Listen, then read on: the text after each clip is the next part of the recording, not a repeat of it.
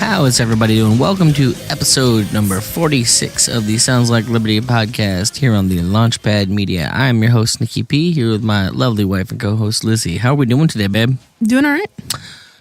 Are we really doing all right? I'm feeling all right.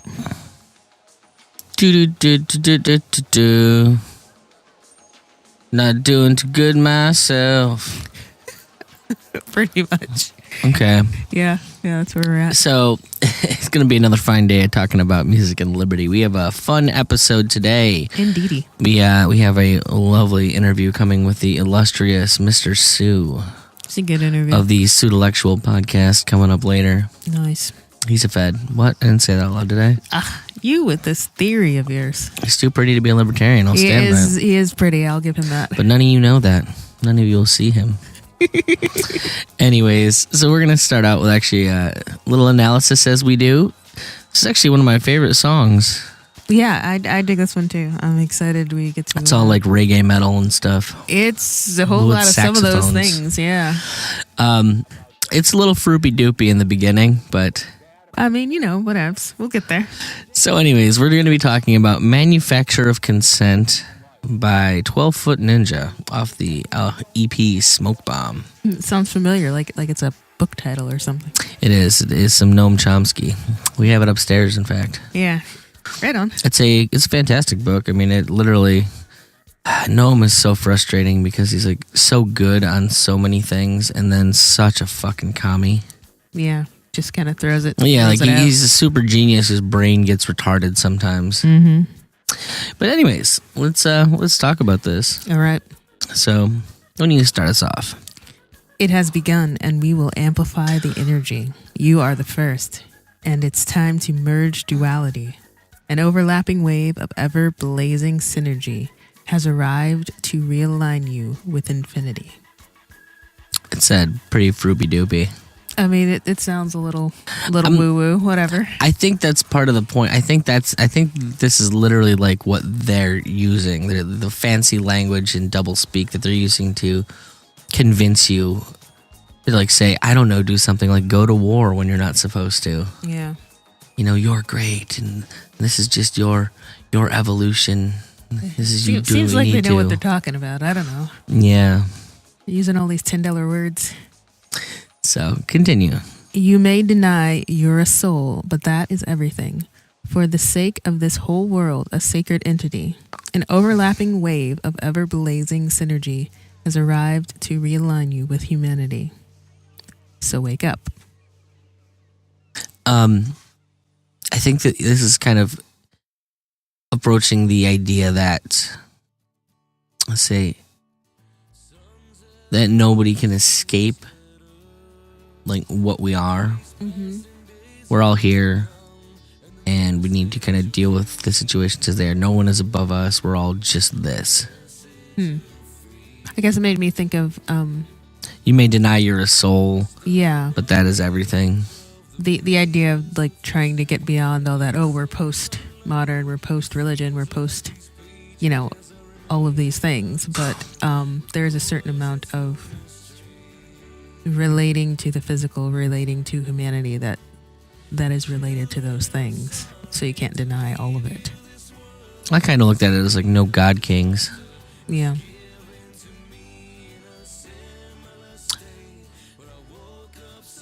So, all right. Now,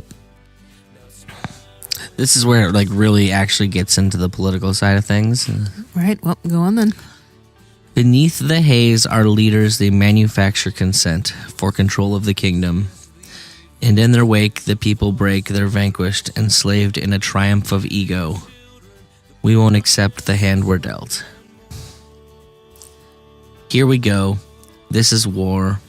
All we know, no control, you will fall. Your needless war, this sleight of hand will never be the same. So it's a little collectivist, I think, for my intentions. Okay. But I think the ultimate idea is that it does point, well, as they're very good at doing, they point out the problem, which is that you have people leading like this. We're not at war for anything that has anything to do with America. To be fair, this is an Australian band, so don't go thinking this specifically related. I think this is actually based on the conceptual literature. Okay. But the idea that we go to war because someone wants us to, Right. and they find the levers that they need to pull to make sure that happens. Which, here in America, happens to be companies and corporations that are invested in, machinery of war. Right. So, what do you think? Yeah, I think it definitely is pointing out some of the problems there. They're not making a lot of recommendations, but it is enough to make you start asking questions, and I think that's a big deal. Getting you to ask those questions. I mean, I think that they're trying to elicit, let's all join together and fight this. When I think as an ANCAP, we'd be more of a, let's just fucking walk away from this. Is that an option? Apparently not, because they're bombing seasteads. Yeah. Well. Yeah, it's been a pretty depressing week, so. That's a thing that happened. But you know what else I heard happened? Title drop. Bong. Okay. I did that early. Just hit me with the segue, you mean? Yeah. Just like well, you're the one. You're the one that used the language. Okay. Anyways, so real quick, what do you want to give it? I'm going Lou Bega. Okay. I'm okay with that, Lou Bega. Because I don't necessarily think it's inherently collectivist, although it would probably lean that way. Yeah, it's definitely leaning that way. But it is, like I said, it's making you ask questions, which is more on the good side. So, yeah, probably in the middle. Nice. Anyways, false starts aside. Let's do this. I heard this happen. Welcome to I Heard This Happen, the segment for aging hipsters. Each week we scour Bandcamp for underground new releases to wow your teenage children. So without further ado, here's new music.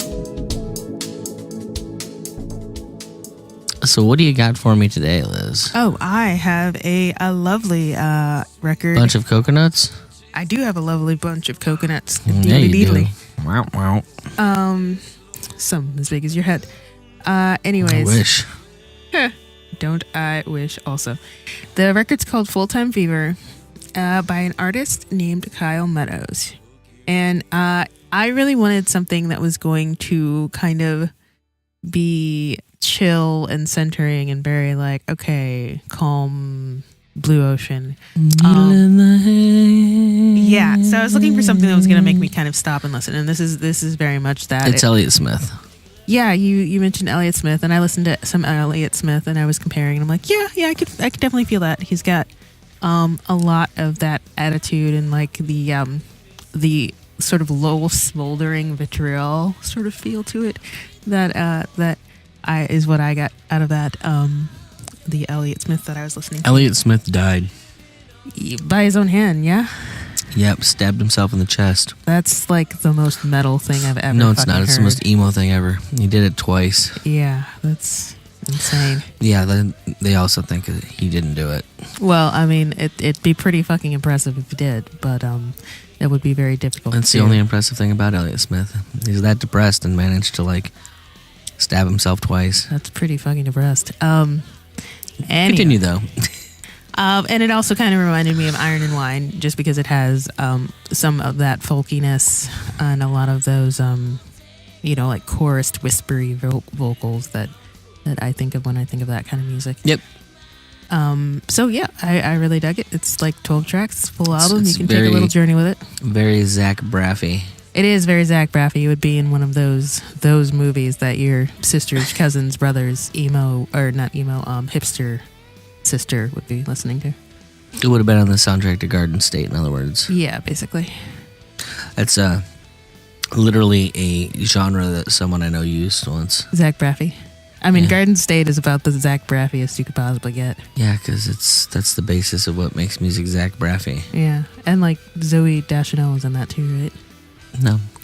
Oh, she wasn't? I don't think so. I just assume those two go together. I don't. In an indie movie. She's more famous than he is. Well, I'm not arguing with that. She's friggin' Zooey Deschanel. She looks like Zooey Deschanel.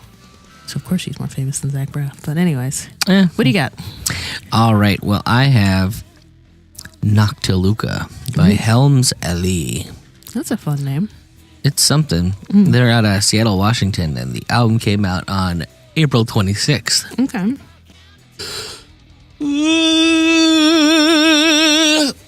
That's how we yawn in this house. Operatic yawning. Yeah, it's a 10-track album of post-rock. Okay. I'm going to use post-rock for the genre on this one because it's something. Is that just one of those genres that people like to throw around? Does it mean a thing?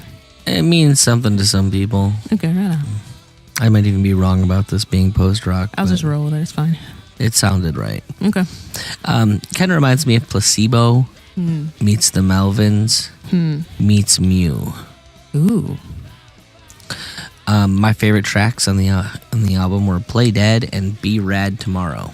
Nice. Both for slightly different reasons. Okay. The album wafts from tight, airy harmonies to bludgeoningly heavy guitars as deftly as a group possibly can. It's not quite lo-fi, but it feels purposefully minimalist at times. Okay. It's dark and moody, albeit it won't let you simmer in any specific mood too long. But it also never feels jarring when it shifts. Okay. So ultimately it's a pretty damn solid record. Yeah, your description suggests some things that it would take a deft hand to pull off. So that's exciting. Yeah. So, anyways, that was I Heard This Happen this week.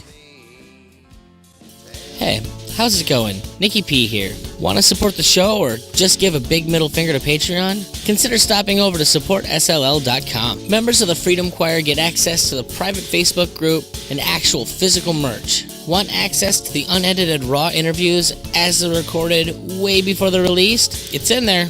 Is that not enough? And you want membership to Freedom Song 365? It's in there. There's even monthly bonus swag for top tier supporters. So head on over to supportsll.com. Help Liz and I get to libertarian functions and even just cover the costs of making the show. If I'm not a good enough salesman, how about this? Support my mom and dad and Sounds Like Liberty. Go to supportsll.com. You heard her, folks. Join the Freedom Choir at supportsll.com. We're just tearing through the episode today. Yep. Because I got to go to work, right? Well, we're trying to be like professional and shiz, right? I guess. Anyways, so we won't take up too much more of your time. Anything we need to bring up? Pork Fest? Yeah, Pork Fest is coming up.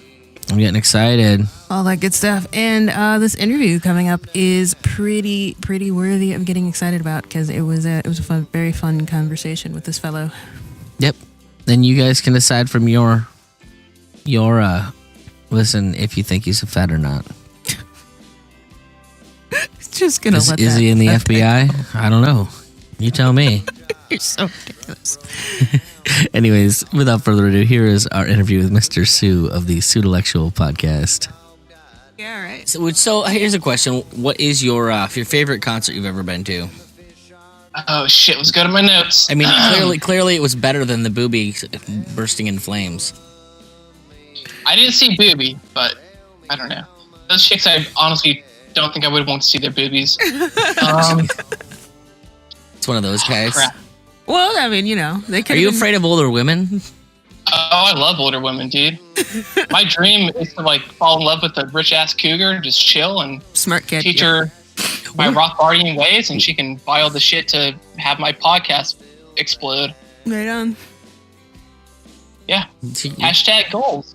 Okay, so my favorite concert, I probably have to say, is the most recent one I've seen. And this is on my honorable mention list of bands that I love, but Ninja Sex Party, you've heard of them, right? I have not. This sounds amazing.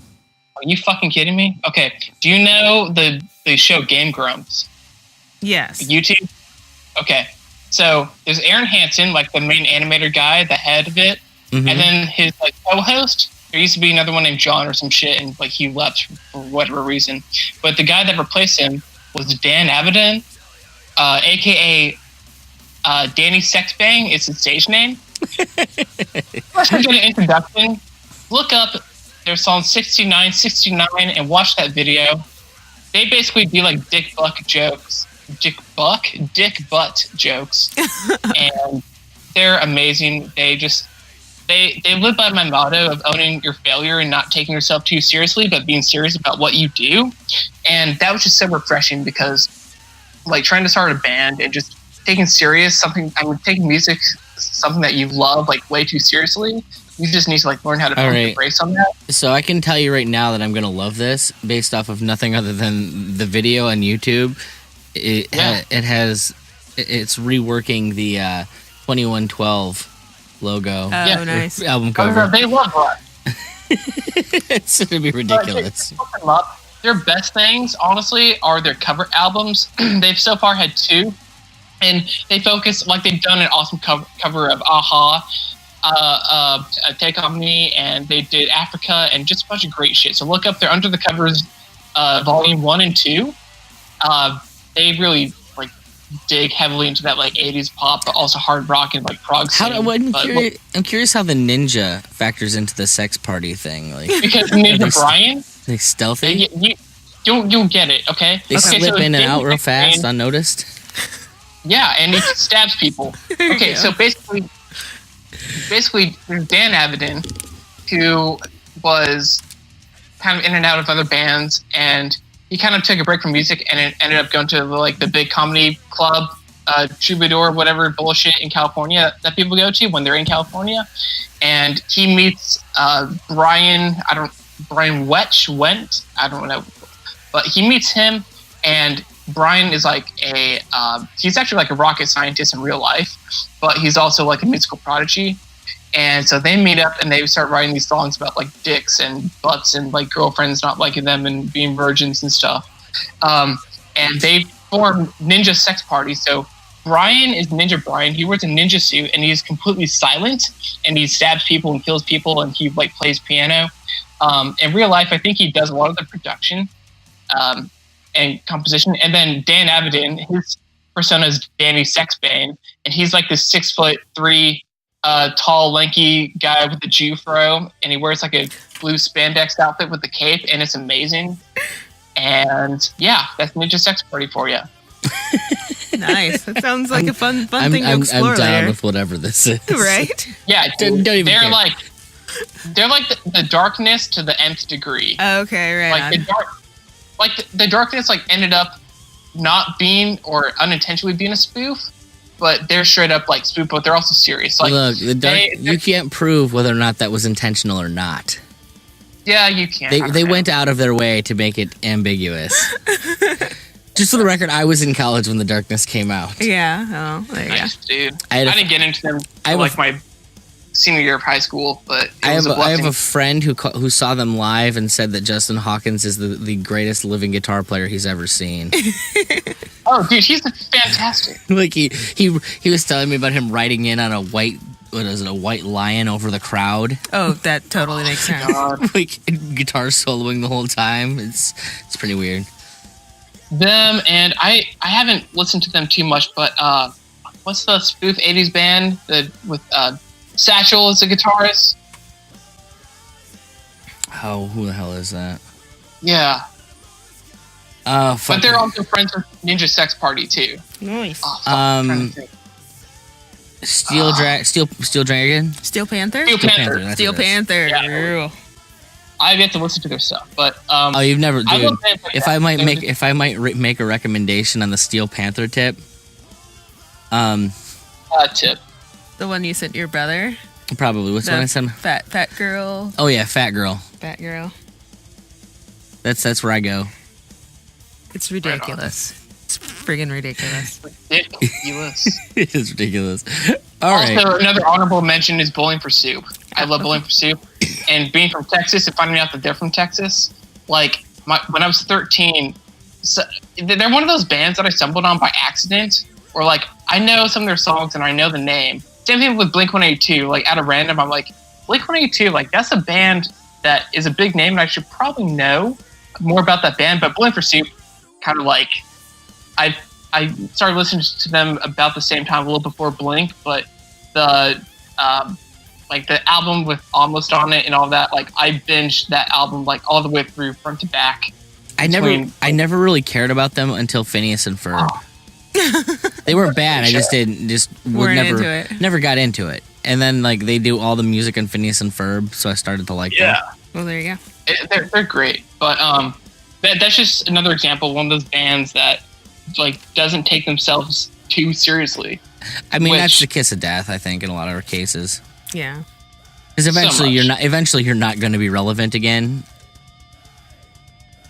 Yeah. So, but you can't be relevant to children and write their shows. So yeah. So I'm curious. I feel like I've heard this story before, but how did you officially get jumped into the whole podcasting game? Like, I know it's like the Bloods and the Crips and stuff. Or like libertarian podcasting. How about either or? Do you have more than one podcast? I used to, and I disbanded it. And it was just basically a shitty version of Joe Rogan. I would interview local bands in Austin, and, like, it was 2 episodes a week. One of them would be, of course, like an interview, and the other one would just be me a one-off of whatever the hell. And I just lost interest. And it was about the same time, like, I wanted to do something political, but I wanted to, like, remain, like, somewhat anonymous. And this was just, like, a great outlet. And, I mean, I disbanded that thing. I want to say, like, the last episode was this past Halloween 2018. And then January is when I fully started doing this thing with Dino Files on the Air Network. Go check that shit out. It's great stuff. Jeremiah Harding is also on that too, and his weekly Hellscape is bitchin'. But we had him on Friday also. It was I heard. It was actually very positive that you did cancel your initial interview, because, like, that. Honestly, like, how long did we go for on that interview? It was ridiculously long. It was like over 2 hours, I think, nice. And eventually we had to call it just because we hadn't eaten breakfast before it, and we were hungry, and our kid needed some kind of, like, attention paid to it. That was very, very intense. It was a good interview. That was awesome. Oh, it was a lot of fun. I'm looking forward to it. So we're good though, right? Like, you have like 6 hours with me. Yeah, we're fine. Yeah, it's whatever. It's whatever. We can break the marathon record. Yeah. So okay, yeah. So basically going back to the podcast thing. So yeah. Within that short time frame of, like, October, November, and up until, like, before January, I feel like I've learned enough about just, like, more about the principles and of libertarianism. And that kind of gave me enough fuel and energy, and thinking, like, I mean, I listen to so many of these podcasts as it is. So if I can't be, like, in a rock band, then I should at least do something that I'm also passionate about. So I kind of, like, made myself do this. And the episodes that I put out, I mean, some of the material I really don't feel as, like, comfortable with. So that kind of forces me to treat each one like, it's a little homework. And the final product is kind of like my book report on it. So the cool thing is, like, you're kind of, like, learning with me as I go along. But in a way, it's also kind of like, that's great. I wanted to start that podcast when I was first doing this, and I just never got myself to do it. So I'm glad somebody else is doing it. Learning. For me, it was always weird because, like, I tell people I was always an anarchist, and I just didn't know that there was a name for, like, libertarianism, I guess. Yeah, dude, that's how I think a lot of us feel. I mean, that's how I felt. Go ahead. I was never a neocon turned. No. No. I was apolitical, but go ahead. I think most people are apolitical, and then some people are just straight up, 180 from, like, left or right. But I don't know. I first came into the movement basically like the short answer is Dave Smith. Oh, well, there you go. And now I can barely listen to him. Oh, because he's too much of a Christian conservative. Dude, every week I see a title and I'm like, I swear to Christ, if he fucking talks about abortion this episode, I'm out. People having kids affects people in different ways, and that's just the way it affected him. And I swear, if there wasn't like 10 minutes of every episode that I do really like, he'd be gone. I don't have time for this shit. But it's those 10 minutes, or that kind of material that is what really drew me. I'm gonna be honest. I like listening to Robbie more than Dave at this point. You're there for the burn, the burns. We need Robbie, the sandwich eating cookie. Munch and Bernstein. Let's put down 55:15 as a time note because I want to go back and pull that out. Oh, what I just said? We're the whole thing. Us talking about Robbie. Well, I'll put that up as a Twitter video and tag his ass in it. Oh God. Hell yeah, man. I have never had any illusions of getting Dave Smith on the show because the few times I've heard him even talk about music, it was retarded. Don't get me wrong. I love Dave and what he's done for the movement. Like, he's good people. I just know that he has literally no interest in music, and what little interest he does have is pretty crappy. I just imagine he doesn't want to get shit for his musical taste, and that's really what it comes down to. And there would be no world in which I couldn't give him shit for his musical taste. So there you go. You liked Nicki Minaj? What? Did you say that? He avoids it, but I know if you listen to Legion of Skanks, you get the impression that that's probably more where his tastes lie. Oh God. Okay. Well, there you go. Linkin Park's probably as heavy as he's gone. Linkin Park. Dude, by the way, I saw that shout out that Eric July gave you guys this morning, and that inspired me to actually start listening to Backwards, and it got me through my workout a little bit. At least 5 minutes. Did Eric July give us a shout out? We did not know this. No, you have informed us of something. I gave Eric July a shout out. No, what happened? No, it's weird. This is a whole like a non-libertarian thing. Is why it was crazy. I was watching a Dave Cullen video on YouTube, and he's a nerd culture commentator. Talks about like Doctor Who and shit like that. And he was doing a video on the Captain Marvel thing. Ah. And in the video, he kind of tagged a bunch of content creators on YouTube whose opinion he respects, like, on it. And by the way, he's like a big name YouTuber. And one of the commentators that he commented that he respected their opinion on movies and shit was Young Ripa. Which is Mr. Eric July there. Which is definitely Eric July. So, and it was weird, like, for him getting respect outside of the libertarian field and, like, in the nerd culture shit. Dude, that's it. We're penetrating the culture, man. We're doing it. Oh, there's a whole bunch of, like nerd podcasters that I want to bring onto the show. I know. We should I want to get... Did you know that you're an anarchist? No, not like that. I want to get Gary Beekler from the Nerdrotic. Nerdrotic. Yeah, that would be a fun guy to talk to because he seems just crazy. Okay. Yeah. I just there's a part of me that's like I just want to turn like libertarians into nerd culture people. That'll be better for me. I mean, it pretty much is. If you're going to talk about like MMT and all these like economists and shit. There's a lot of nerdiness. I know, but I need to get them into pop culture now too. I mean, those guys like prog, so yeah, there you go. By the way, not to hate on prog, but not a fan. I don't have the time. No. I like jazz, but I like. It is what it is. I like a lot of music. 4/4 drum beat. If it's too much like math, I'm just like, get that shit out of my head, please. Have you ever listened to any interviews with Doyle Wolfgang von Frankenstein talking about like writing songs? Who is he? He's the guitar player from the Misfits. He's Jerry Only's brother. Oh, Doyle, yeah. Okay, well, Doyle. Like, I was listening to an interview with him once talking about how he writes songs. And he's like, basically, I mean, I fuck around when I get an idea, like, and then I keep playing with it. And then eventually, if it gets too complicated, I can't remember it on stage, I say, fuck it, and start over.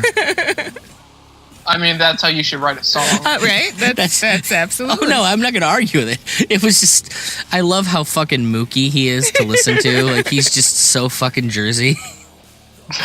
Like you hear the Jersey accent when he talks. And by the way, and he's in full fucking face paint, Right, of devil course. lock, and he just talks like you got a Jersey accent. Like this, something doesn't add up here. He should be talking in like Elizabethan English or some shit. Should sound like guy. freaking Sauron when he talks. Yeah, kind of. So, right on. So you are a musician yourself to some degree. We have you actually on our soundtrack for the shows. Yeah, you do. We need more material. You gotta write some more songs for us, Dude. I mean, we still have a road. first off, We I still have appreciate a road toad ballad that we have to write together for the. Oh, I wrote Fatcast. it. I have it written. Did I sent you the lyrics, right? I don't think so because I would have written the music to it already. Oh, well. I talked to Carr about like what style of Grateful Dead song it needs to be. See, I think I wanted. Okay, so Bird wanted it to be in the single style of Country Roads. I mean, I play that song all the time. I can totally make that happen. I can just rewrite that song. I kind of want to like make an original out of it though, but then again, that's not going to be as catchy. Oh no, I So, can I don't rewrite know. Country Roads to make it that. But also its original song. You write it as an homage. Oh, yeah. Yeah. My buddy that I recorded that one song that you have though, Mhm. I want to wait till he comes back from tour on in May, and like actually like paid to get it like done. But I don't know if I want to do like a half Country Roads, half more psychedelic stuff, make something completely original, or if I just want to. I don't know. I mean, we could just do this a different way, and I can just compete against you for the new theme song. Oh, good God. You can, man. We can be real capitalists about Free this. markets. We fucking could, dude. And you know the thing is, but you know the problem with this is that I know that generally the first thing that makes it to market is the winner. Oh, is that how Because that Cash likes speed. There you go. So all I have to do is record it before he gets it there. In May. Or Yeah. whatever. Yeah, and since I have a home studio, I'm kind of at an advantage. By the way, on the Do Nothing Man thing, I really like how like spacious but full body like the vocals are. I recorded I mean, that in what under else- an hour just for the record. No, I know, but that's like less is always more, and just like that last minute shit like works. But Well, no, the whole what point was else- it was supposed to sound fairly crappy because like it has to for that style. The You're folk so music cool. style. Is that what you're getting at? Oh yeah. I mean, what is it? There's guitar, there's harmonica, and there's like 3-4 vocal tracks. Like what's No, what's there's on only there? I think there's only two vocal tracks and there are 3 guitar tracks. I double tracked like the rhythm guitar, and then I have like Put this, on King Richards, goddamn. and I have a little lead guitar riff way in the back that's like super reverbed out. You can't actually tell it's there. It just kind of sounds like ambience when it was done. Mm-hmm. But Yeah. yeah, mostly. It blends very beautifully. Yeah, I was pretty. I was pretty proud of how they turned out. I forgot that I told Brian I would record like a good version of it for him. It's Yeah. actually up on Spotify as of today too, so I'm pretty happy about that. It's like Nice. one of get it. Nick's happiest moments that I've seen him in a while. It's just him giggling while he's making this song. I mean, I immediately I listened to the show and I was inspired. I'm like, I need to do a Firefly Ballad of Jane kind of ballad for this fucking song or this show. I've been debating on what like now Logic Lad needs his own song too though. Oh shit! I don't know. I'll sing that one. Okay, there you go. I sound loud enough. I think it'll work. I think so. We'll get a vocal from you. I'm thinking Barbershop Quartet for that one though. Oh my Fuck God. yeah, dude! You know it. Do harmonies. Let's do it. What would Logic Lad's song be? Wait, So how do you approach music? Is it like, do you have like genres that you like listening to, playing, that kind of stuff? Or is it just kind of whatever hits you? Man, it's all the above. But I guess we could probably break into my formatted, somewhat notes I took here. We're gonna talk about what I'm into. Yeah. Oh, so I don't know if I answered your question about concerts. Oh, okay, yeah. 5 hours ago. But my first concert, like real rock-ish concert, was Maroon 5 in like Nice. 2000. 4. I saw them at the rodeo. Some like spoiled kid down the road got tickets, and I was able to go. But it's when like Maroon 5 was good, and they actually played like music. Gotcha. And they So like Adam Levine. the first album, and that was it. That shit my childhood, honestly. So I like everyone growing up with music. If they're into music, they go through phases. So I guess between the ages of like 0 and 7, I like to say I was born in the year of the Dookie, because You probably Dookie were, came out. weren't you? Oh yeah, Dookie came out, but then it was also Dookie that Kurt Cobain died. But you know, as one door closes, another one opens. So, like one of my earliest memories as a kid was flipping the fuck out to the Spin Doctors 2 Princes. Nice. Like in my mom, dude, I was like 2 or 3, like, and I remember this shit. So and you'll learn over the course of this interview, my taste is very basic bitch. Like I like fast, catchy, hooky pop, but like rock guitar kind of stuff. But that Spin Doctor song, and then I remember sitting in the backseat of my dad's truck. He had like one of those extended cabs where the seats were on the side, and I just remember like being, you know, a toddler up to like age 5, whatever, listening to Hootie and the Blowfish, Third Eye Blind, Matchbox 20. Okay, no shit, Sugar Ray was like my band. Sugar Ray is still my band, That's just so awesome. we're clear. Dude, I love Sugar Ray. Great concert. I saw it. Hours they is did maybe one of my Sun favorite tour. songs ever. Which one? Hours. It's off of the album that's all white. I can never remember what it's called. It was one of the. When it's all them? Was it She Was My? Wait, it's a sophomore. Woman, she was my girl. Yeah, that that's the one. I was. Yes. Yeah. Which they I met do. a girl, she had another, but I didn't know. Yo, tell me, have you seen her, The my music brother? was a hell of banging on the stereo. Yep. Yeah, Bartender, he said yes. Liz Grab doesn't the understand bartender. why I wanted to be Mark McGrath my entire life. Dude, I mean, I can't hate on I it. wanted Mark when I was 10 years old. Like this hair, like I wanted to be Mark McGrath. But no, that sophomore album was so great. I think Like, it's because I one was always before, a fat kid that I just wanted to be skinny like Mark McGrath. Skinny, good hair, kind of a Relatable. jackass. That's why I wanted to be Tyson Ritter from the All American Rejects, which I have a story about them coming up. But yeah, I just like it was just that rock star, like skinny, like drugged out persona was just so appealing to me. But again, that's why they don't make it past 27. But he's doing well. I think he's like closer to 40 now. But anyway, Tyson, I think he's a little older than that. I remember their album. he's like 35 or 36 probably. No, he's not, because their first album came out my freshman year of college. And, He was 17. And they were there. He couldn't have been 17. Yeah, he was. I'll have to look that up because there's no way Tyson's. Look, my life is way more fucked up than I thought it was if I'm the same age as that guy. I thought he had a couple years on me. There you go. Okay, but back to my musical cycle. Yeah, back to your yes. musical cycles. Up to that, it was like all that 90s pop stuff. And then when my parents split, Cash, down it's a to book of cash. What? Sorry, I was just singing some Sugar Ray. Nice. But yeah, so I used to live in Spokane, Washington, actually. And then when my mom met her current husband, we moved down to Austin. And I hated it at first, but I love it now. But he used to listen to like the Texas music band. So, you know, like Corey Morrow and Jerry Jeff Walker. I know the second guy, not the first one. Okay, he came. You know Robert O'Keefe, Lyle Lovett.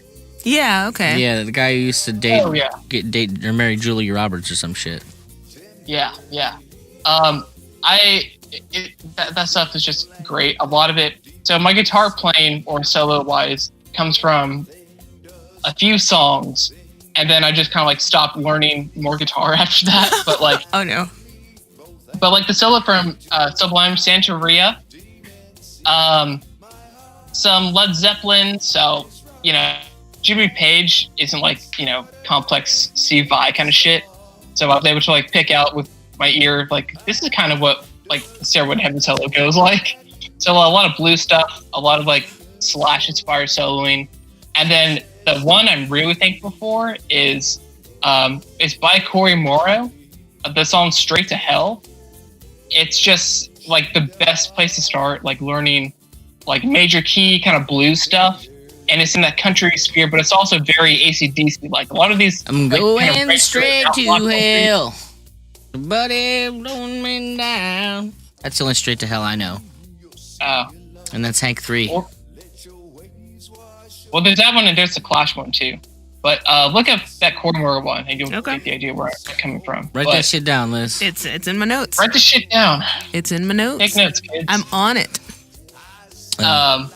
But going back to best concerts, Yeah. another honorable mention artist is Todd Snyder.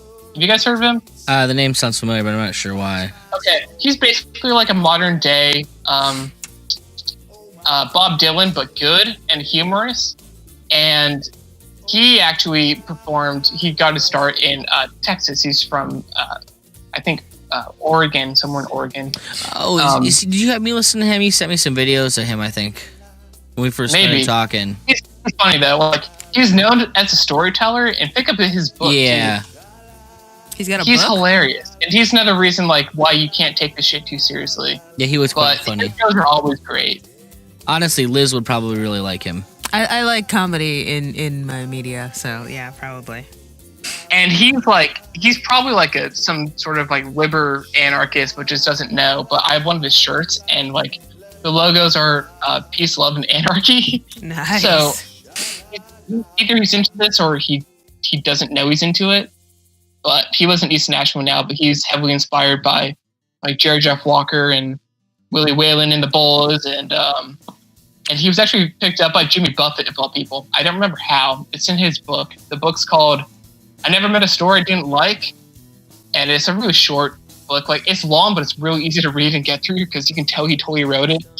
But yeah, he got picked up by Jimmy Buffett, and he pissed him off a lot in like the dressing rooms, and but Jimmy Buffett got him on like the Tonight Show for a time or two, and I don't know.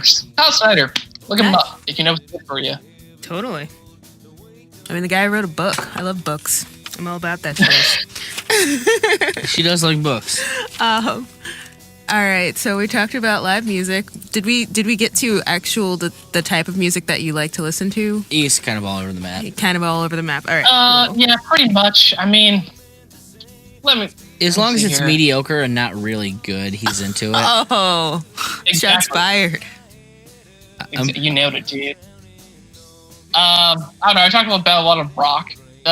When I was in my shitty high school band, my drummer, or my friend that drummed, I guess. I don't want to say drummer because we were like a joke band. But he was really into the Avett Brothers. Oh, nice. And I used to be so annoyed by them, but then I totally got it after, like, my friend would just not stop singing their songs, like, at all. and I fell in love with them.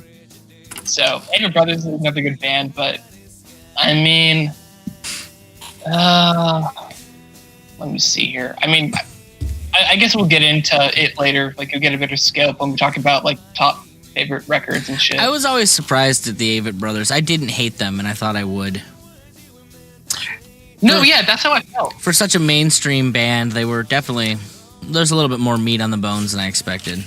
Like, I Am Loving You, and even the stuff before that is great, and it wasn't even considered mainstream, and now it's only within the past couple of years that I think they got a Grammy. I can't remember. We do... But they got something. I know a couple of their songs for the acoustic duos. Oh, they're so good. I don't do them very often, but we learned I Am Loving You for a wedding once. Beautiful. So... Seems like a wedding type song. It is. Yeah. But live concerts suck, I will say. I mean, I'll go if it's paid for. Like, the last real one I went to was Red Jumpsuit Apparatus, which was fun. Red Jumpsuit Apparatus, huh? Dude, they still make music, and it's still I know really they good. do.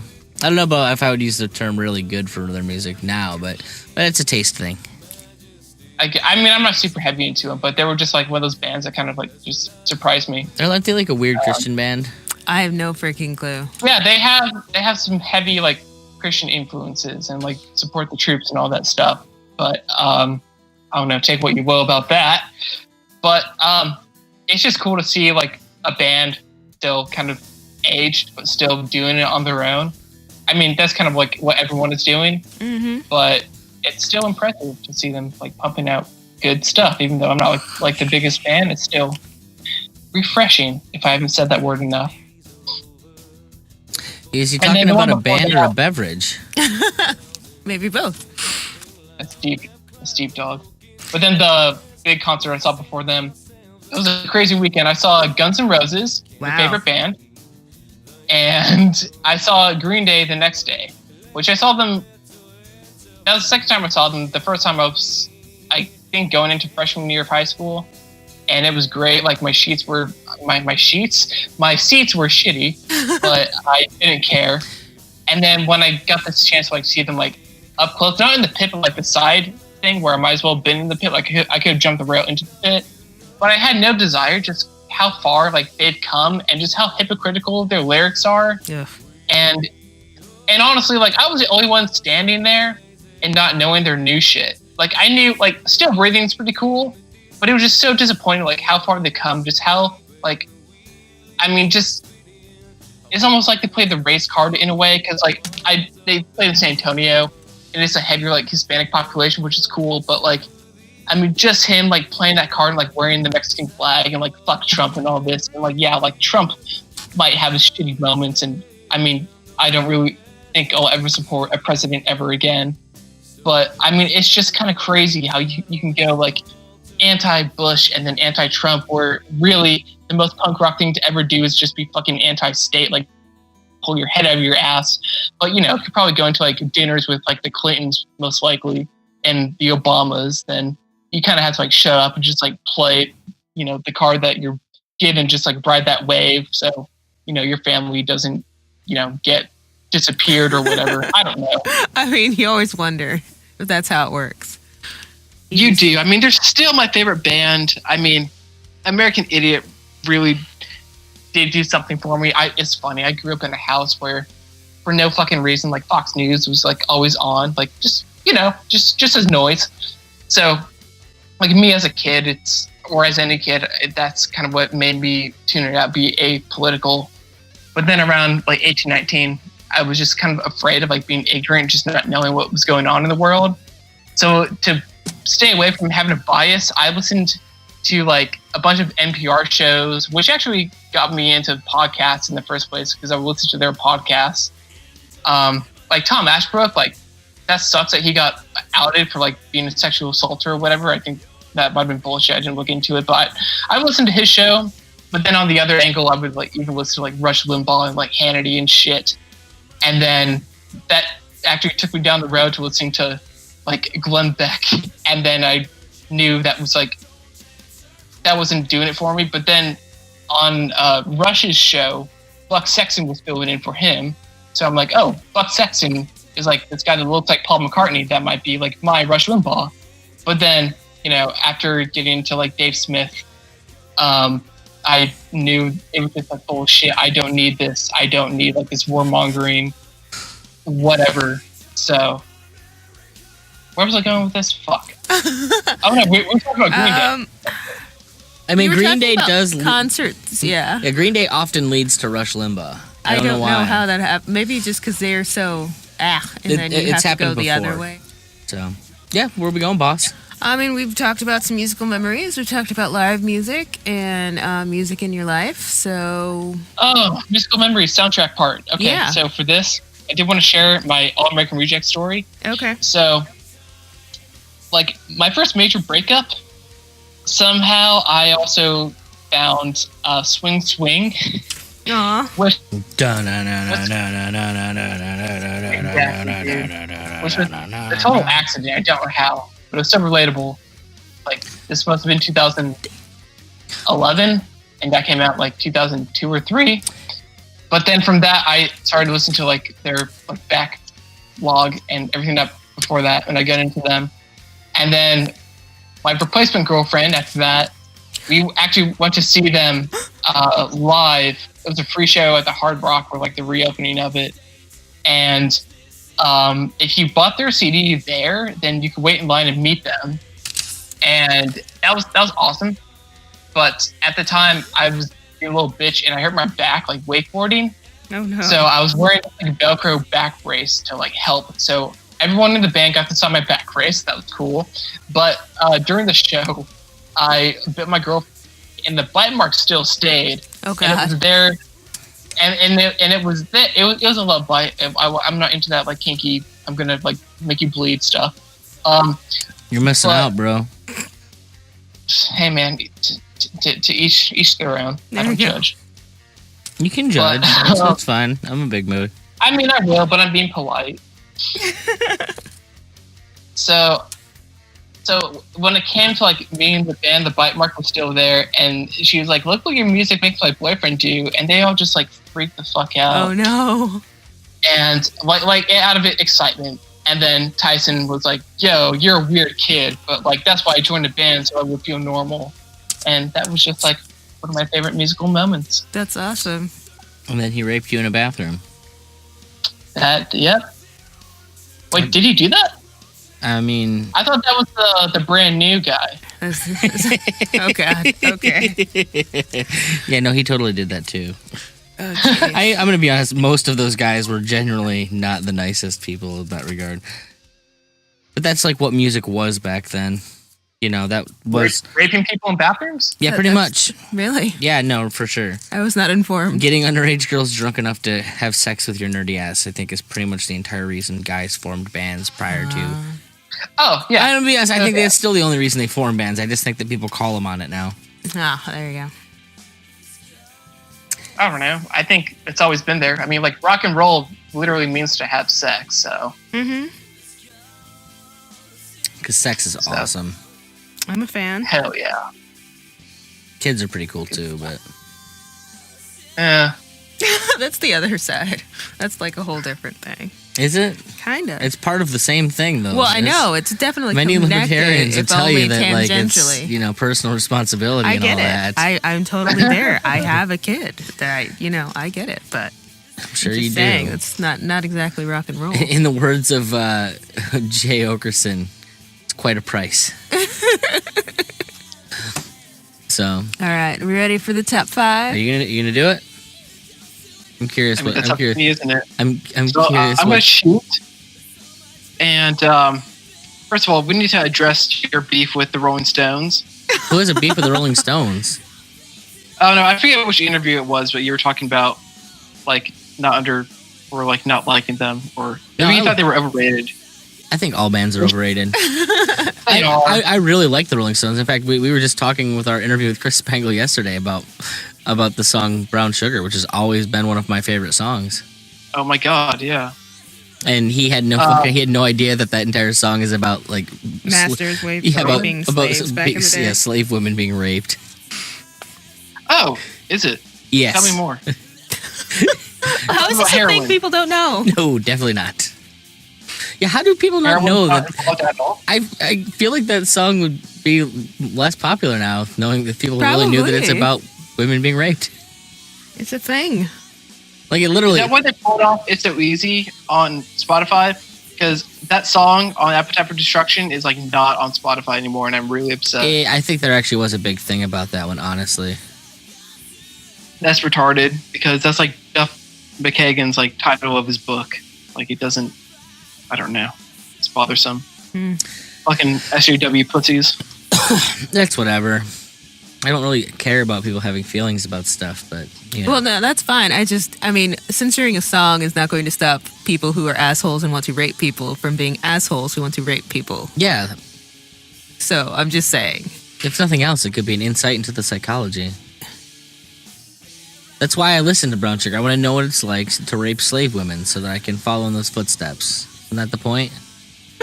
You are treading on a very thin tightrope with me right now, mister. All right. Top 5.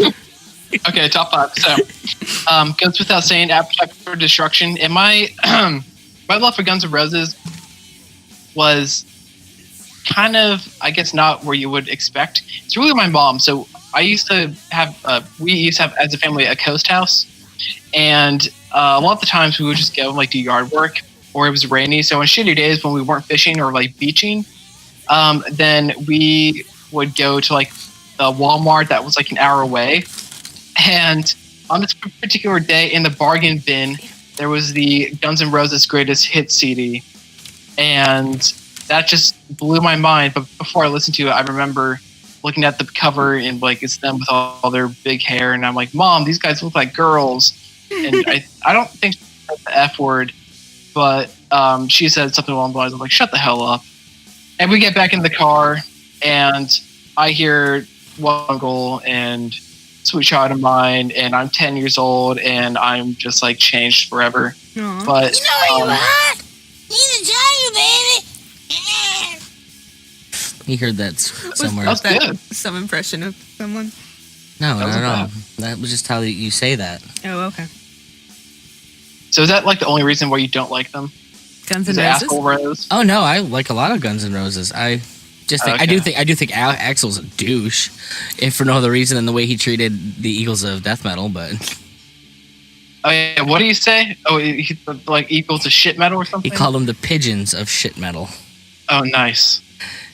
And he released Chinese Democracy after 20 years, and it was just mediocre. I never gave that a full listen, but I don't think I'm missing anything. You're not, and the problem is it's not terrible, but it's not as good as it needs to be for taking 20 fucking years 20 to release. like Hey man, no matter. cocaine makes you really busy. Like shit comes up, Busy. It apparently makes you get cornrows too. I guess. Just for the record, I had Yeah, cornrows dude, before he it's did. crazy how he went from like being kind of jacked with braids, and then he goes to looking like Miss Piggy, Yeah. the ginger version. That Like, was what kind of is my that? thought. I don't know. Maybe. It's called middle age, guys. Yeah, but No, it's like being rich and just like giving up on life. You don't have to be rich to give up on life. well, no, but makes you more. Well, I know, visible but to if you're do. rich, you can do the adrenochrome shit or whatever Tom Cruise is into. Oh God, I don't know. I don't know if I want Look, to be Tom into Cruise anything. pays Tom people Cruise. to exercise his face. he just lays there and they just like make Yeah. his muscles go up. Haven't you ever listened to Leah Remini talk about this? Who? Defy gravity. Leah Remini. She's the lady from King of Queens. She was in Scientology, Oh, and the way that they treat Tom Cruise within the organization is pretty intense. like he's God. Well, most of the people there, I think, believe he is. Oh, isn't he? Not mine, anyways. Oh, No, okay. no, nor mine. But what are you gonna do? He was in Top Gun. I guess that's something. It's something possible. Kenny Okay, Loggins was on that soundtrack. All right. So appetite for So, destruction. so when you do greatest hits for any artist, or you get into an artist, go with the greatest hits, and then go in their backlog if you really think you like them. But if you're gonna put a record on this list, it's gonna be Appetite for Destruction, no doubt.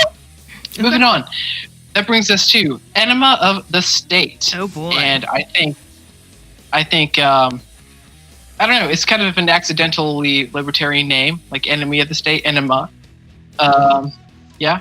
Blink is just one of those bands that I got into because, again, like the name was like, I think it sounds familiar. I should really look them up. And I accidentally started listening to them like when I was 10 because my stepdad gave me his American Pie soundtrack CD. Nice. That CD also shaped my life. Oh, good God. Good shit on there. It's your Good stepdad shit. my age. No, he's like 50 now. Why the fuck But, why does a 50-year-old dude have the American Pie CD then? Because he was like in his early 20s when that came out. No, he wasn't. Yeah, well, Because I was in my came out in 99. The 99. I was a teenager when it came out. Yeah. I don't know. I It's guess. a fun movie. It was comedy. It was everywhere. It was a thing. Dude, I love that Hoop Stink song that's on there and nowhere else. God, what's it called? I remember Enema of the State coming out. I remember how pumped I was. I was of the people that listened to it. It's so good, dude. Yeah. I mean, oh, dude, we have yet to trash Tom DeLonge. Have you? Okay, so since you are, hopefully, if it's not in there already, I'll make sure it gets there. I don't remember how much we talked to Horner. What was it? Jacob Horner, was it? Okay, about? He actually had a Tom DeLonge story from like a guy that he used to work with, like knew Tom DeLonge and had a project that they wanted to work on together. And it was super crazy. Like Alex Jones level kind of shit. But I think I cut it from the episode. What's that? Is this involved with like his To the Stars project where he wants to make his version of Disney but aliens? No. That would actually be kind of cool. This was like literally involving NASA scientists, I believe.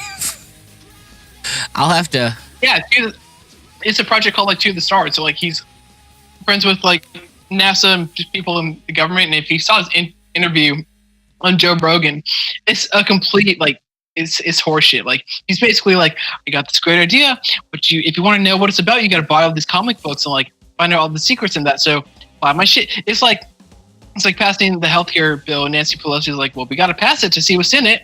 You got to buy my fucking comics and music to know what like know. Yeah, I'll have to put it up there because it was a crazy interview. Like that in it was just this weird like tangential. Oh, so I used to work with this one guy who like worked with Tom, and it was like this was literally it wasn't.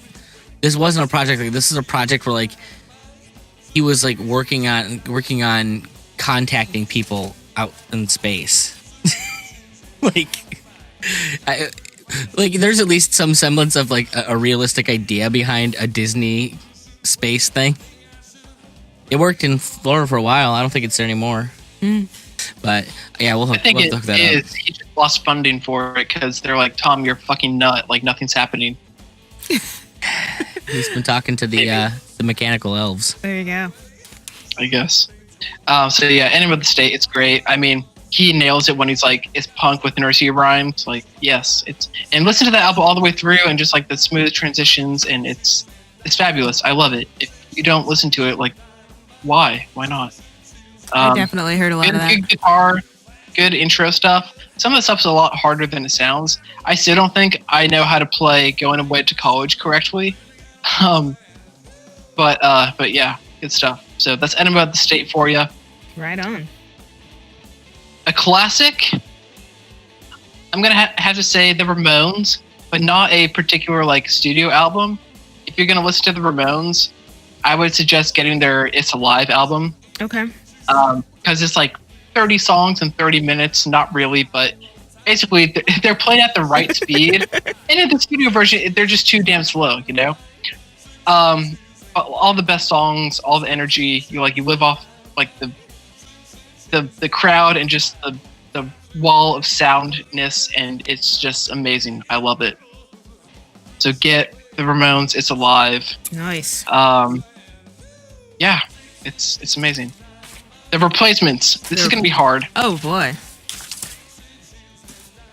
Yeah, I'm probably for like the album, like Let It Be, but I also need to throw out the album Tim, because Bastards of Young is a magical album, especially with just that intro, like guitar riff. As a lot of people might have heard it for the first time, it's like the credit, the track in the end credits at the end of Zombieland. I think it's in that movie. But Bastards of Young by the Replacements is a great song, and that's on the Tim album. And the album after that, that's when they lose Bob, their guitarist, Bob Stinson. And but it's still good. Like the replacement guitarist for him is great. Paul Westerberg and Tommy Stinson, man, that is a bass playing machine. I mean, you can really tell of like all the people that he influenced and like people who influenced him. Like I've always loved bassists that can play with the pick and just, you know, aren't just like caught up in like the technical finger stuff, but just like the fun bass lines that he comes up with. And it's even greater because like he wasn't musically trained, and he got in the Replacements like by accident because his older brother Bob needed to like keep his little brother Tommy out of trouble. So when Bob joined the band when he was like 18, Tommy was like 13. So he, like a lot of the gigs that they first started playing, he wasn't legally able to play at all. So that's just like a cool story all on its own. But for a Replacements album, definitely Let It Be. Okay. It's just great across the board. Like, it's got some of the early, like, garagey hardcore punkness, but this is when Paul Westerberg really starts to play with melodies and really becomes like a songwriter. I mean, no shit. It's called Let It Be, like total Beatles rip. But that's, it's again, like they're going in and owning, like they're not owning their failure, but they're shameless of like, yeah, we're going to like make fun of the Beatles, but also be in their honor as well. So there's a lot of great bangers, a lot of melodic stuff. The song Androgynous, for example, I mean, it's just him playing piano like crappily, but he's just singing like so soulfully as well. And really, without the Replacements, there wouldn't be any like great rock punk bands after that. I certainly don't think that we would really have Nirvana. I don't think they were directly influenced by the Replacements, but I think it was definitely a catalyst for just everything after the Replacements formed. I mean, if you watch any like Green Day documentaries for any bands at that time, they always bring out the Replacements. And speaking of documentaries, if you haven't seen the Color Me Obsessed documentary about the Replacements, I think it's on Amazon Prime. But go watch that shit. Oh yeah. And get woke. Let's see. I needed something to do today. Right? Let's go watch this documentary. That sounds awesome. You're welcome. I gotta throw in Tom Petty, and he probably inspired a lot of the like Texas country artists that I'm into. And I think it's fair to say to put his greatest hits on there, because that album is actually like sold more than not any other album, but it sold a good bit. So it's a good place to start. You can also throw Damn the Torpedoes up there to tie it with extended edition of Damn the Torpedoes. But Tom Petty, if you're going to be stranded on a desert island, you definitely want some Petty with you. Right. Great band. He was actually the only rock star that I did give a shit about that died in like the past 3 years. Like David Bowie, fuck that. Don't care. Tom Petty, my heart's broken. No offense to David Bowie and like anyone else who died. Like the Linkin Park guy, that sucks too. But Tom Petty, like, didn't need to happen. Didn't need to. I think he lived the life he wanted to live. Oh, I'm sure, but True. The best thing Tom Petty ever did was that Kevin Costner movie, The Postman. God. You... Really? It wasn't King being in King of the Hill? No, it was definitely The Postman. he was president in The Postman. Oh shit, was he? I need to watch that. It's quite a film. It's amazing. It's the best. I'm a fetus. I'm sorry. One of the best post-apocalyptic movies ever. I mean, it's not very good, but it's amazing. I mean, it's during the apocalypse, if I want anyone to be president, it'd probably be Tom Petty. So it's the best because it's in this. Like, he's like the leader of this town, and Kevin Costner's like, "Hey, didn't you used to be somebody?" He's like, "That's a long time ago, man." It's just so Tom Petty. Yeah, right? It's the best part about it. Like, I mean, yeah, sure, I was a rock star, whatever. Didn't you used to be That's somebody? pretty rock star. Right? Don't worry about it, man. And one thing I think I love about Tom Petty is he's just got like this boyish charm about him. He just kind of puts on that G shuck smile. It's, God, you know, oh, and from him, you believe it. Yeah, I believe it from Tom Petty. Okay. Look, Jeff Lynne signs on to that shit. Yeah, okay. I trust Jeff Lynne. Yeah. Dave Grohl's made too many enemies. I've talked to people that actually know Dave Grohl, for the record. I see. And what do they say about him? Conversations are less than flattering. We'll just say that. Well, okay. Really? Yeah. Now, did they get him at a big time, or their experience would be with him prior to him really blowing up? Oh. Well, I guess there's that like stressful in between phase before you blow up. I suppose it's possible. So if anything, he might be more chilled out now that he's blown up. Maybe it was like the having kids thing. Maybe that made him not a prick anymore. I mean, it affected Dave Smith, so it could have affected Dave Grohl. Did it affect me at all? A little, in some ways. In what ways? I don't know exactly. Patience? Whatever. I'm sorry. You're very patient with our kid. I've got not very patient with most other people, but I'm looking at this Color Me Obsessed documentary, and it's actually Prime. Oh, It Prime, looks so. awesome. We're totally watching that later. It's happening. please watch that. We love It's been a hot minute since I watched it. I've been meaning to actually cancel my Amazon Prime subscription because I'm paying $12 a month for fucking nothing. Oh, okay. But I might watch that before I cancel it. Then I'll go watch the extended interviews on your not Patreon stuff. I'm gonna be honest. They've got the best programming of any network. Like Netflix blows. I've gotten rid of Netflix again. I might get it back when we have Stranger Things, but I don't know that I feel like this next season's gonna be any good. Yeah. Just based on the way all of their shit's going, I imagine it's gonna be all politics. Which is just frustrating. Oh, because God they make damn it. these awesome shows and they suck you in and then they start politicking you to death. A reminder: they fucked up Jessica Jones. Gotta get that in. I'm not nerd enough to relate. Yeah. I'm not Things even that nerdy about it. I loved the first season of Jessica Jones, and they fucked it up. I love that. See, I don't think how they can really fuck up the politics on Stranger Things because they can just make fun of Reagan Well, that's true. and HW. So, although everyone kind of like sucked HW's dick when he died, so maybe they can't make fun of him. Yeah, that was depending weird. on how far this goes in. If they just stay within the 80s, and they can make fun of Reagan, but I don't know if HW was as close to Reagan as he was, and maybe they'll surprise us. I don't know. It could happen. Anyway, I'm almost done with my albums. Okay, so we got Tom Petty Tom Petty.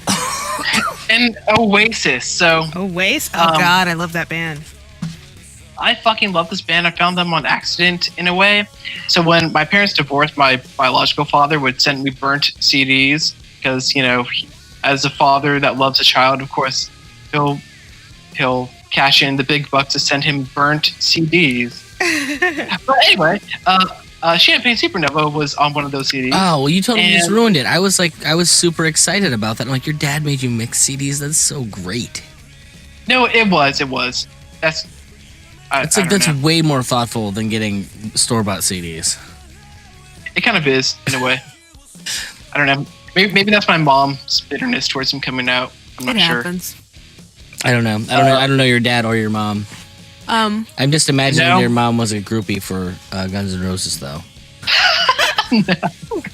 That's a weird turn. Fun story. So she when she was in high school, she went to see the band Cinderella, but she thought it was like a play, like for the story Cinderella. Aw. So she got dressed up like she was gonna go to some fucking matinee bullshit. But no, she saw a hair metal band, and yeah, she grew up in a very, very Christian conservative household, and it's a good thing that her parents didn't find out where she actually went. But fun story about my mom. Obviously, Anyway, back to the last band name on this film is the Goo Goo Dolls, Oh, nice. which I'm like, yeah, Oh, 'cause they dude. totally ripped off their sound. They did. I love the Goo Goo Dolls though. But that's another band that really imprinted me. And I didn't actually start listening to like the Iris album like all the way through until like sophomore year of college. Oh, jeez. And then like a year later is when I got into Oasis somehow. But they're like, I'm gonna just put Definitely Maybe and What's the Story, Morning Glory all in one album. What's the Story is like part 2 Okay. of their debut, but it's kind of like a prettier version in a way on some songs. But god damn it. And if you're gonna listen to the extended versions with like the demos and like the live versions of the other songs and some like B-sides that weren't included. But they're really great. They really are like the Nirvana and the Green Day of the UK. And also like fuck that like Britpop, like, you know, just title. Like they were rock and roll, if anything. Yeah. I mean, they knew it. They ripped off the Beatles just like shamelessly.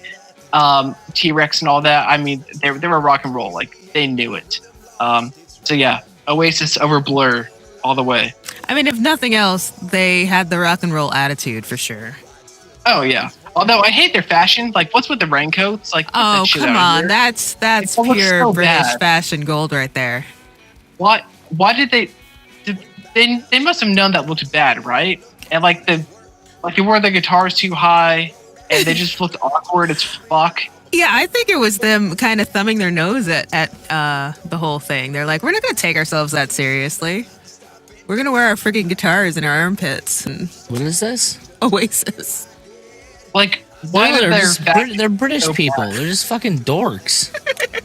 I love British people. Though. What are we trying to act like they were making any statements other than we're a bunch of drunk fucking Brits? Don't get me wrong, they wrote great songs, but they're a bunch of drunk fucking Brits. I was okay with it. But see, like Morrissey had like a style. Oh God, I love Morrissey. Yeah, Morrissey is also really gay.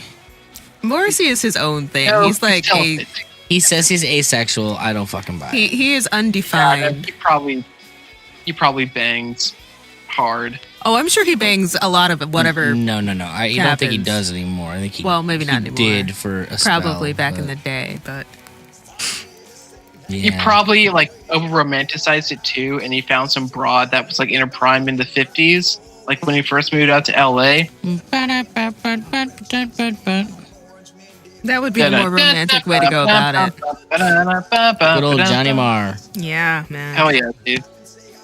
What else can I say about Oasis? I don't know. Oh, Noel Gallagher's solo stuff is really good. Not so much his latest album, but those first two, bangers.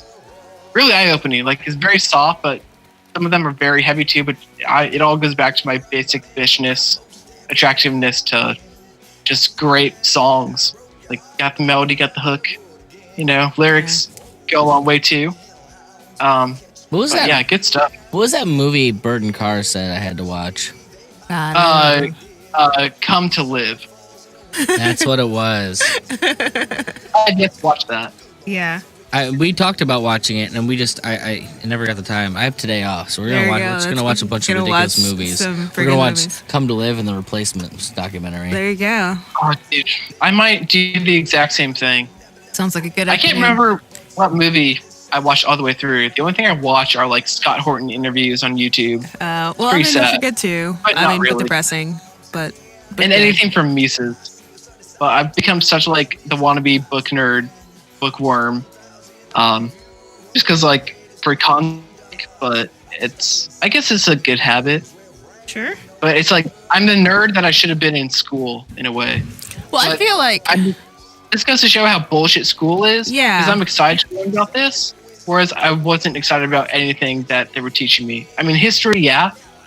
And my history teachers, too, like the whole own your failure thing, that came from my AP Human Geography teacher. Because history teachers, I guess, I don't know why they end up being the most charismatic, but they just do. But yeah, other than my history teachers, like everything else was just kind of garbage.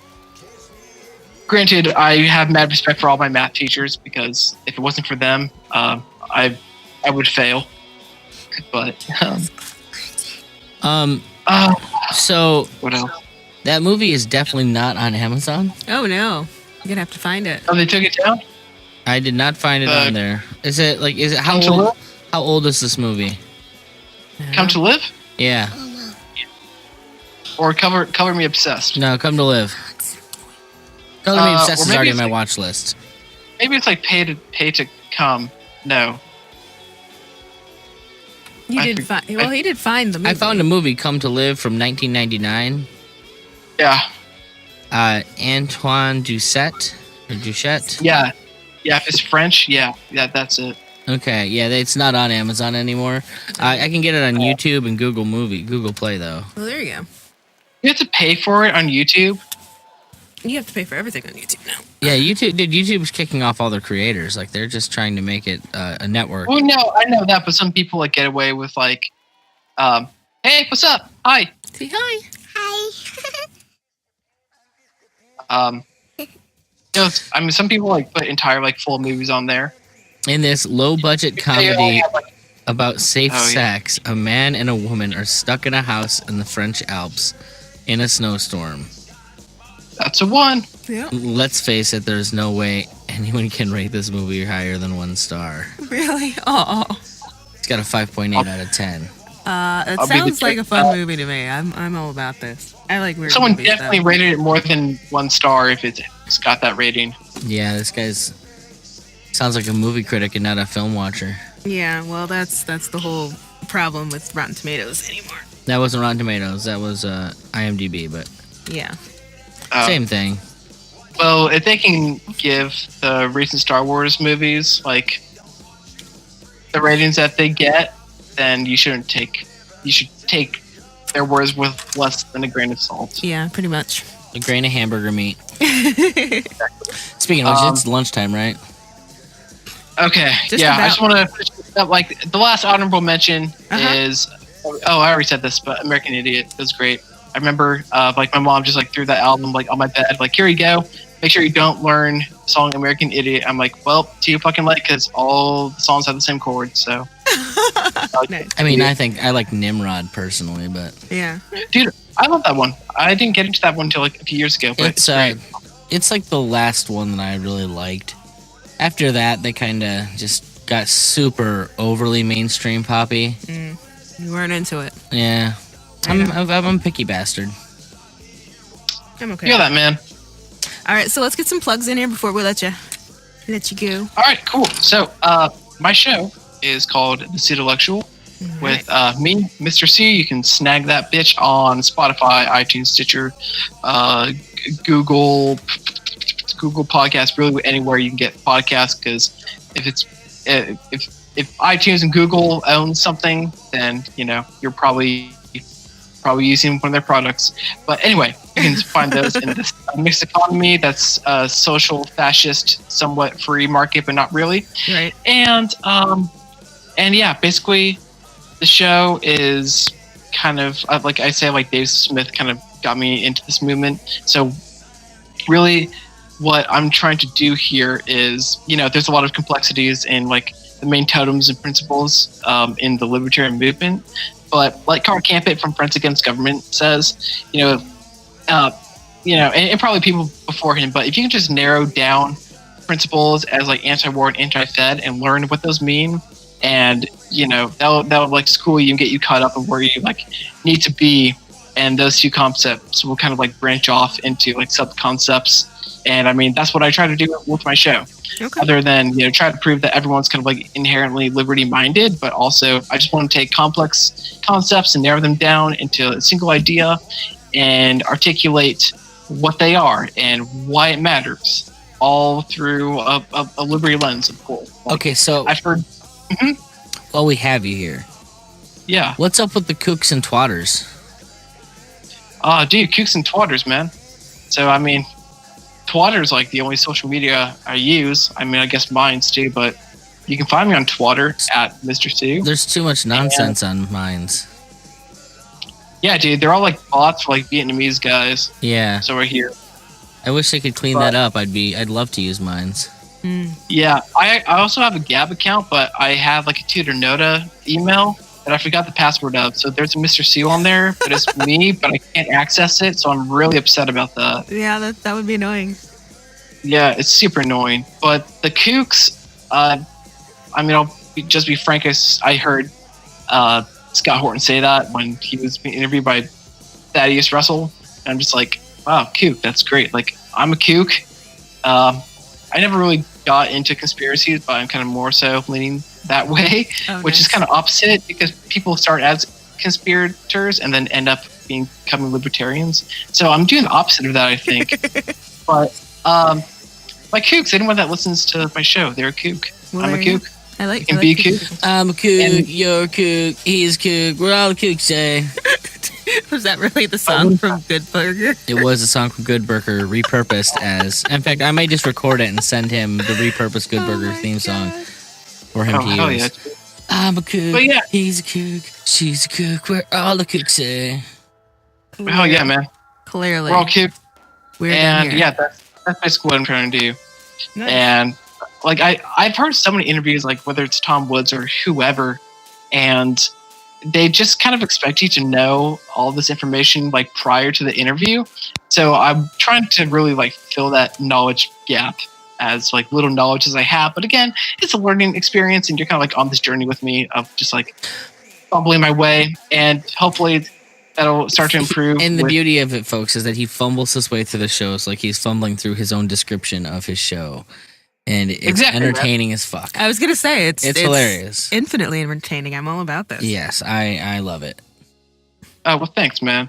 But yeah, hopefully, like the knowledge will be enhanced, because what I'm going to start doing now is the first interview of the week is going to be me on a topic, and then the next one later in the week is going to be released on either Thursday, Friday, and the earlier ones are on like a Monday, Tuesday. But the next episodes are going to be like me and GPS 12 or Garrett. Also, you can find his blog on Garrett Life Experiences. But we're going to do like just kind of like weekly news roundups or hot takes on certain issues. So that's going to make my job easier. So I have more time to really focus on like one topic for the week instead of two. But I'm really looking forward to that. But that guy's a little like vessel of knowledge, so I really appreciate him. So anyone that's listening, go check out his blog, Garrett Life Experiences. He's a history gypsy. I think he should change his name to Gypsy because he's got too many names. So if he just narrows it down to that, I think that'd be killer. Nice. But yeah, that's my story, and I'm sticking to it. Nice, awesome. man. Irma, do you want to say bye, Mr. Sue? Bye. No, I guess say Mr. Sue. Hi, Mr. Sue. And not Mr. Sulu. That's a different guy. That is a different guy. That's a gay guy. Hi, Mr. Sulu. No, go back to Mr. Sue. Bye, Mr. Sue. Bye. Wait, what's your name? I always forget. I hear it on the show, but I forget. What's your name? What's your name? Irma. Irma. Hey, Irma. Thanks for being a good friend of the show. Good luck in school. You say thanks? He thinks you're going to be a dummy. That's what he's saying. He doesn't trust homeschooling. Yeah, I think he's all about it. I have more faith in you than I have in myself. Right on. How's that? Your show's going to be better than mine. I doubt that. Well, You've got the personality. I'm just a cantankerous asshole with a lot of drive. there's a market for that. That's why Jason Stapleton's so great. Wah wah. I mean, I his show's not like that anymore. Oh wait, does he actually used to be like a cantankerous asshole? No, he used to go for like the opinionated prick thing was his vibe, but now he's like, because he's trying to shift into the self-help yeah. the self-help market. He's just all uber motivation He's very, is the new thing. very positive. That's why I still listen, because it is a very motivating show to listen to, and I do like Matt on the show. Oh, he has a new person because he used to have that. I know he started out with one side guy, and he quit because of like the Joe Arpaio stuff, and then you got this one chick on there Yeah. who was kind of a hoot, but then like she got the boot, I guess. No, and I now always he's hated got- Lindsay, and by the way, Lindsay is still like the producer for the show. Oh, She just Cool. nobody liked her that listened to it. I don't think. But no, you know Matt Rothbard. He always talked about it. It's Amy's husband. Oh. That he talked about Amy, the girl who does work on the show and used to be the moderator for the group.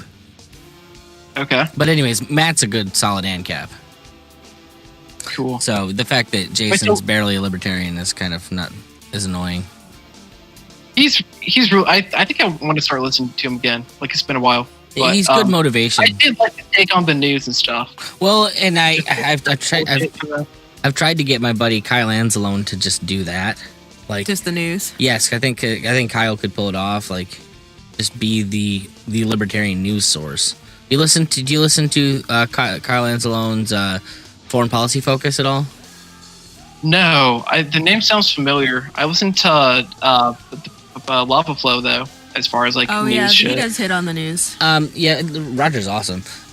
He only does it once a week though. Kyle does foreign policy 3 times a week, and he's actually on the network over at what do you call it there? Scott's Network, Libertarian Institute. Okay, So, yeah, maybe that's where I heard it. Kyle's over there, and my other buddy Patrick McFarlane's Liberty Weekly's over there too. Nice, dude. Yeah. Yeah, Solid dudes. yep, all good dudes. Dude.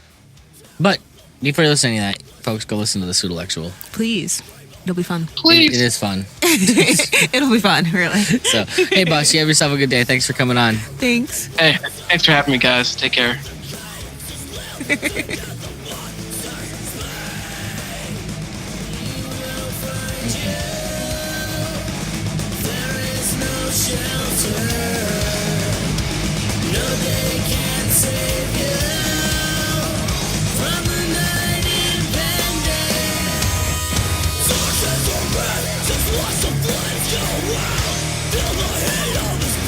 Before you say Your blood boils, the strength retreats. Cling to your holy word till your